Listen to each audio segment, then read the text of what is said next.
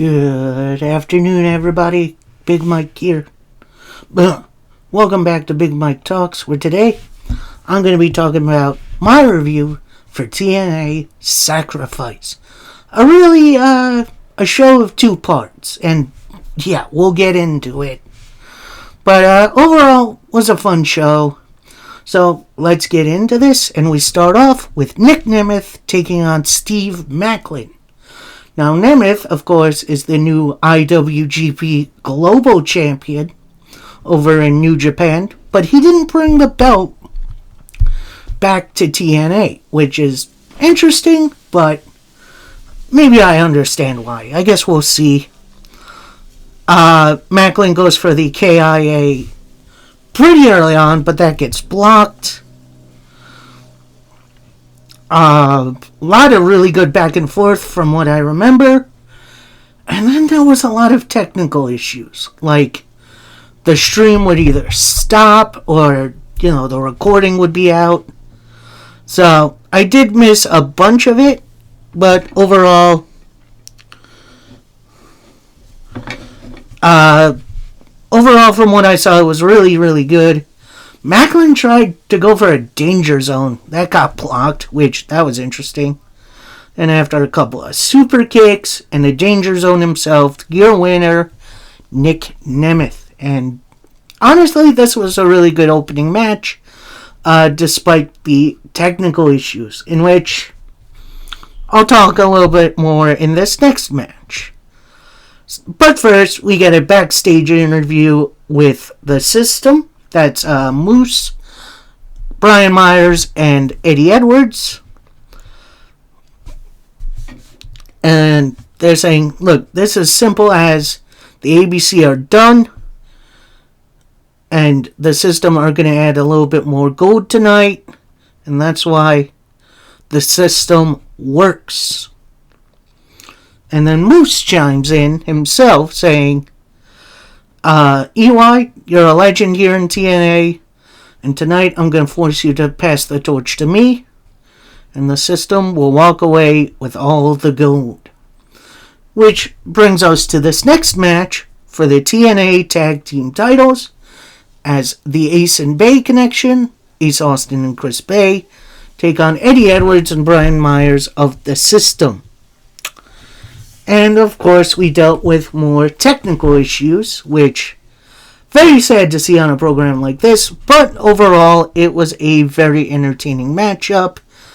Everyone did their real best, including a spear from Myers to Bay on the apron. That was absolutely nutty.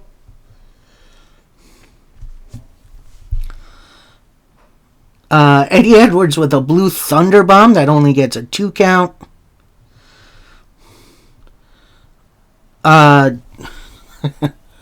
Chris Bay, a little later on, goes for the Art of Finesse.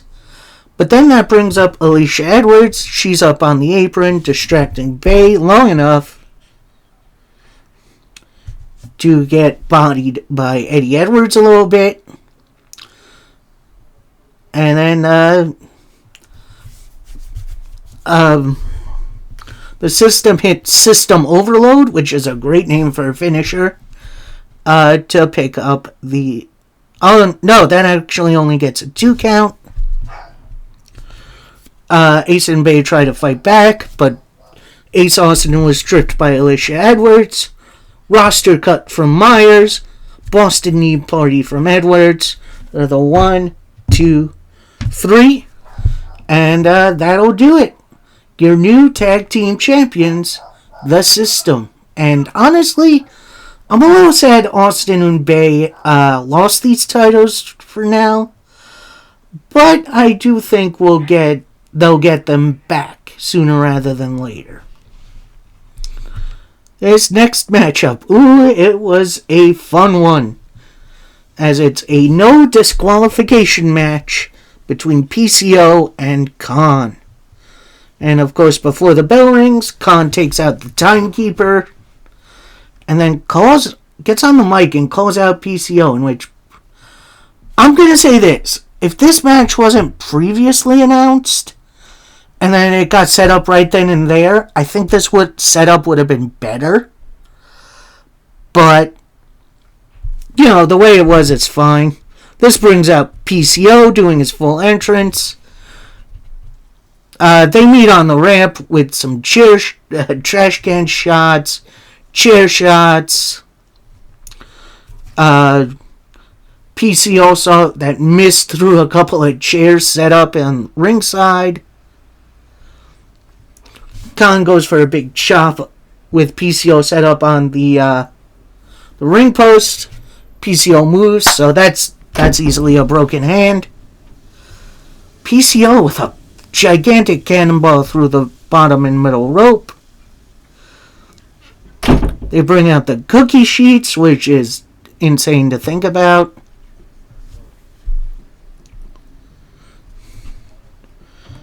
Then PCO stacks the chairs in the ring. Tries to go for a choke slam, but Khan counters it. PCO with a big old reverse DDT into the chairs. And then a PCO salt for the victory for PCO. So, while I'm going to say I did enjoy this feud, I'm kind of glad it's just about over, I hope. Maybe we'll see a Monsters Ball out of it, but overall, I'm ready to see PCO move on to something else. Next up, we got an AJ Francis promo, aka Top Dollar, pretty much saying, look, you see what I did to you last week? And yeah, you were the longest digital media champion in TNA. I'm real. My real objective is Joe Hendry never sees that levels of success again.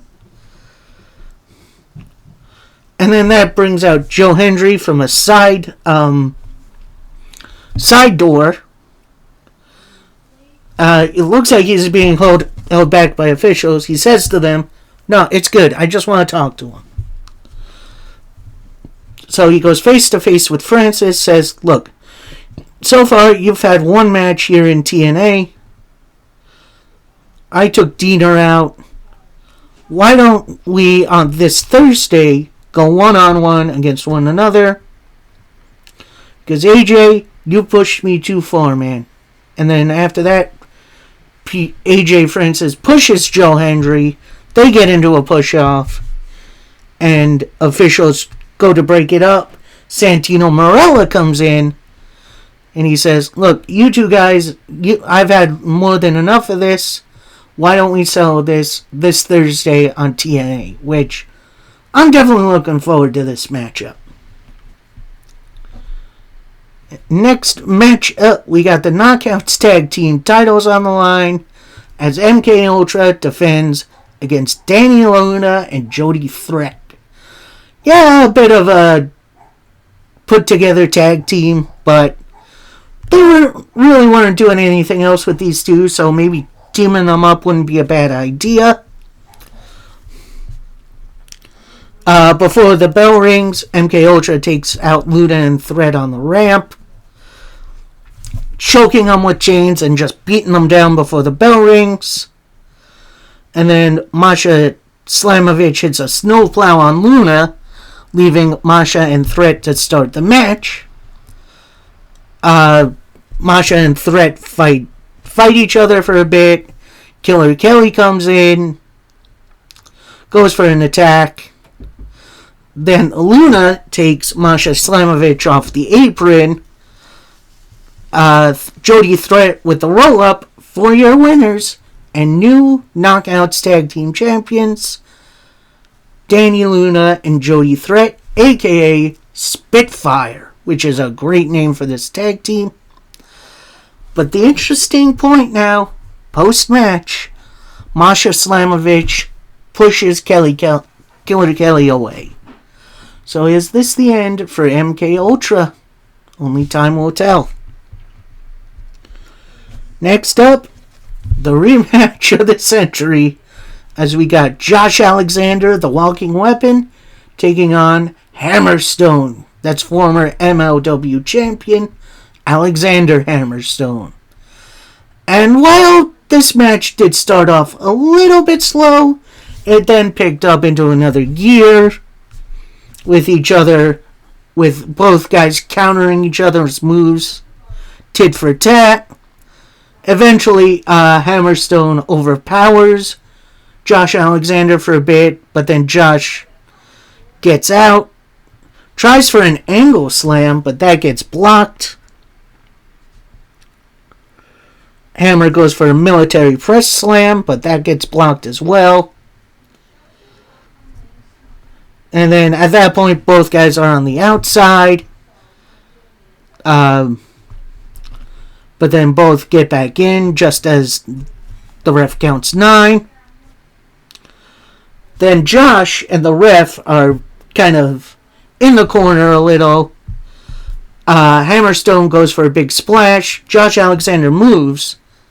And Hammer splashes the referee in the corner. And then Josh Alexander with the toe hold into the ankle lock. Hammer taps, but the ref is out, so that doesn't count. Josh Alexander then lets go of the move. He's checking on the ref. Goes back to the C4 spike. But then Hammerstone with the big old low blow before the ref can get up. Nightmare pendulum. Ref's up. Your winner, Hammerstone. So they got one win on each other each. I think we're going for the third match coming soon, in which I'm in.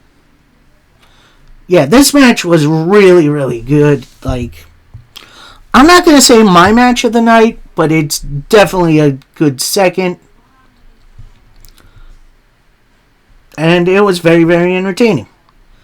Next up, we got a Time Machine interview in which you see Kushida and Alex Shelley saying, "Look, are you still angry with me that I threw in the towel in your title match? I'm sorry for that. I want to apologize for that, but I didn't want to see you hurt. At the time, I thought that was the right decision." Then Sabin interrupts. He says, "Look, brothers are going to argue all the time. It's what we do.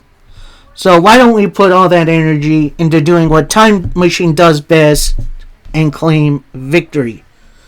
And then Alex Shelley just says, "Yep," and walks off. So more tension within the ranks for Time Machine. I think Shelley is going to be turning heel really, really soon. So this leads us to our next matchup, as it's Time Machine. That's Kushida, Alex Shelley, and Chris Sabin. And when they're doing their entrance, Kushida and Sabin just want to do all the pop and circumstances. Shelley just walks down the ring. They all fist bump. And their opponents, your current X Division champion Mustafa Ali, and it was supposed to be the Good Hands, but on this past Impact, Ali changed it to James Drake and Zach Gibson of the Grizzled Young Veterans. Now, it was Sabin and Ali to start, but then Gibson's like, "Yeah, I want this. Tag me in, tag me in." So they get the tag. They lock up for a bit. Do some arm wringers and some arm drags. But then that brings in Shelley and James Drake, and the Grizzled Young Veterans and the Motor City Machine Guns have a stare down. I want this tag team match soon. That's going to be a hell of a bout. So then Gibson and Shelley go back to their positions on the apron. Then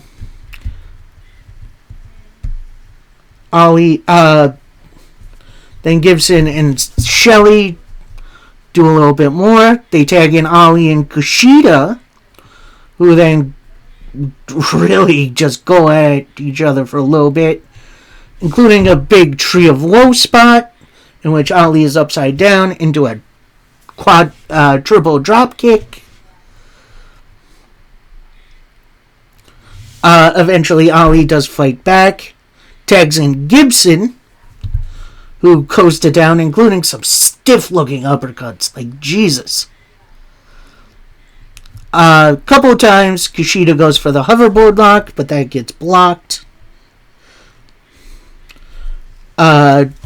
Gibson goes for a crossbody. And as Gibson's in the air, Kushida with the Tanaka punch gets in the hoverboard lock, but that gets broken up by Ali. Gibson with the thighs press. Big old tornado DDT, which that was impressive. Then out comes a very surprising tandem, the Good Hands. But we don't know if they're still on Ali's side or are they looking for a little payback. I guess we'll see. Then Shelly tags in. Shelly and Sabin with the Skull and Bones.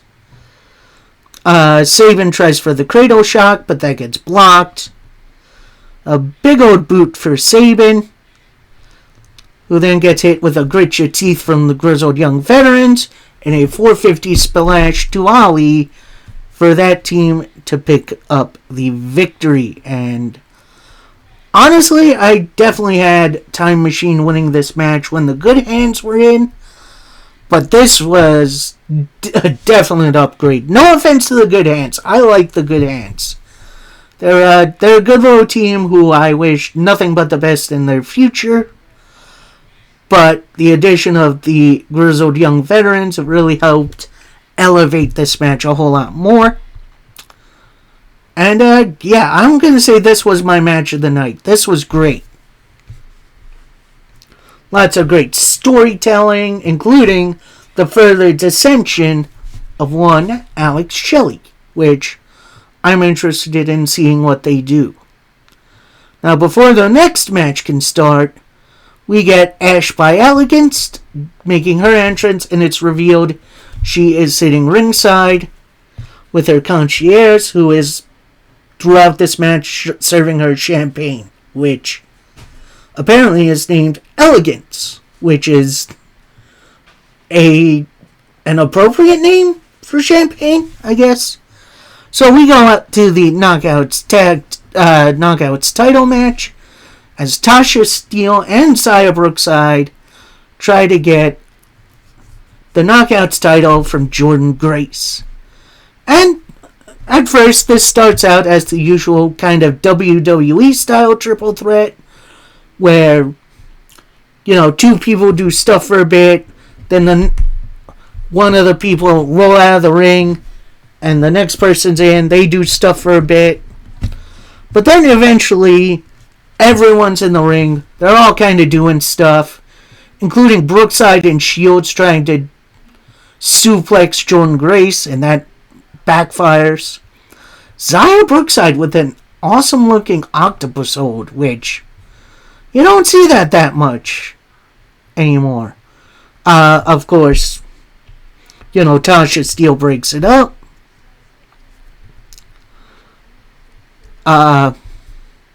Xia with a big old Brooksy Brum to Steele. That only gets a 2 count. Grace with a Vader Bomb. That gets 2.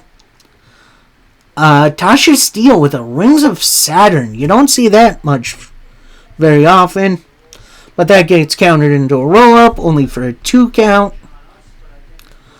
Tasha Steelz tries for the Bulldog. That gets blocked. Into a Code Red and a Juggernaut driver for your winner and still Knockouts champion, Jordynne Grace. This was definitely a match of 2 parts. Obviously, the first part, normal WWE style triple threat, but then it skips second gear, kind of goes to third gear, and then the finish kind of came out of nowhere, but still very entertaining. Would definitely suggest you go watch this. And and also during the match, at one point Xia Brookside gets pushed into Ash by Elegance, who spills some champagne from her glass under her dress. And she's so embarrassed, she has to run from ringside up the ramp, which, Zaya Brookside Ash story, I think that could be interesting. Anyway, our finale, our main event, and it's for the TNA World Heavyweight title, as Moose defends against Eric Young. And pretty much Eric Young right on Moose from the out. Actually, Moose goes for a spear right off the bat. Eric Young moves right into the turnbuckle, shoulder first. And then EY gets right into Moose's face. Eventually, Moose is on the outside, has EY in a surfboard stretch around the ring post, which, oh god, that looked rough. Eventually, EY does fight back, but he gets hit right into a bear hug, which you don't see bear hugs that much in wrestling these days. EY fights out of it. Moose with a very impressive sky high for only a 2 count. Then there's counters to the spear, to a pile driver. And then EY going crazy with the pile drivers that only get for a 2 count. Moose with a spear for a 2 count. Tries for the power bomb that gets countered. Death Valley driver, but Moose gets off EY's shoulders right at the last minute. Then both guys move to the apron. Big old pile driver onto the apron, which that looked rough. Then another pile driver outside. Ref checks on Moose because of course he should. Eventually both men get back in the ring. Another pile driver for Moose. But then that brings out the system. EY takes out them both. It's a big old Canadian destroyer on Moose. And as the ref is counting to 3, the system pulls the ref out of the ring. And that issues the ref to kick the system out from ringside. Then we get something interesting. As the ref is escorting the system out, a masked hooded man gets in the ring, attacks Eric Young from behind. Moose with the spear for the 1, 2, 3. Your winner, still TNA World Heavyweight Champion. It's Moose. We then get revealed the hooded superstar. It's Frankie Kazarian, who is done from his suspension, costing Eric Young this title match, in which that's going to be an interesting story for a bit. And then you see, last thing you see is the system holding pretty much all the gold, the world and the tag team titles. It's definitely an interesting shot. Like I said at the beginning, this was a show of 2 halves. The first half, technical glitches, stuff going wrong. But once that got fixed, which was about the 3rd match, it was a very, very entertaining show that I'm going to recommend. It is currently on YouTube. It is a bit edited around the technical stuff early on. So if you want to go watch it without the technical difficulties, it is out there. So that is it from me. I hope you liked my review. Next time on the channel, which is probably going to be on Friday, we're going to take a look at the week that was in pro wrestling. Now, that does not include Monday Night Raw, because I was out yesterday. So that's going to be NWA Power, AEW Dynamite, more than likely TNA Wrestling. Then next Monday, it's going to be SmackDown, Rampage, and Collision. Unless something else comes up, in which I don't think it should, but I guess we'll see. So, looking forward to that. Then next week, I think like Wednesday-ish, I'm going to try to maybe update my predictions for WrestleMania. Not predict the matches, but predicting the card, which I had fun doing that last time. We are definitely getting closer to the event, and I'm excited for it.